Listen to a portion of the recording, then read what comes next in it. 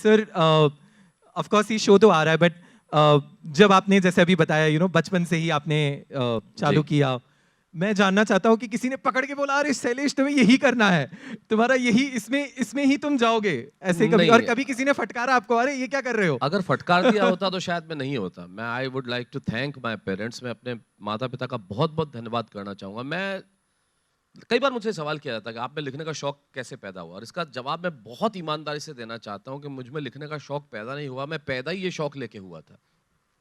जैसे ही मैंने कलम चलानी शुरू की, मतलब ये जब अक्षर ज्ञान होता है तभी से मैंने शुरू कर दिया था, कार्टून बनाना था।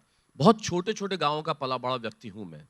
इतने छोटे गांव जिनके नाम भी नक्शे पे आपको शायद नहीं मिलेंगे, राजस्थान के उतने छोटे गांवों में पलता था। और आज से करीब उस जमाने में 40-45 साल पहले, तब तो कुछ भी नहीं होता था। 4-5 हज़ार की आबादी, 1500 की आबादी, ऐसे गांव होते थे। नौकरी पे चले जाते थे माता पिता, तो मुझे घर में अकेला रहना पड़ता था स्कूल से आके। तो मैगजीन्स हमारे घर में बहुत आती थी। वो जिस विभाग में थे तो वहाँ मैगजीन्स जो है उनका विभाग ऐसा था कि उन्हें भी पढ़ना खूब होता था। तो मैं अकेला होता था, खाना खाता था तो पढ़ता था, तो पढ़ने की आदत मुझ में रही। तो फिर मैंने कहा एक दिन बीमार पड़ा तो कलम लेके लिखना शुरू कर दिया। सितंबर 1980-81 की बात है। जब मैंने लिखा तो कुछ कविता नुमा था।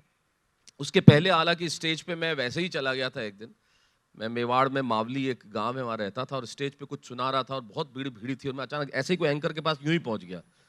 मैं 7 साल का रहूँगा, मुझे भी कुछ सुनाना है। उसे इजाज़त दे दी, हाँ आ जाओ। और मैंने सुना दिया, लोग हंसे तो बड़ा अच्छा लगा। तो 10-11 साल का मैंने कुछ कविताएं लिखी और पिताजी को सुनाई, तो उनका अरे तो बहुत बढ़िया कविता है। उन्होंने मुझे निराश नहीं किया, उन्होंने प्रोत्साहित किया।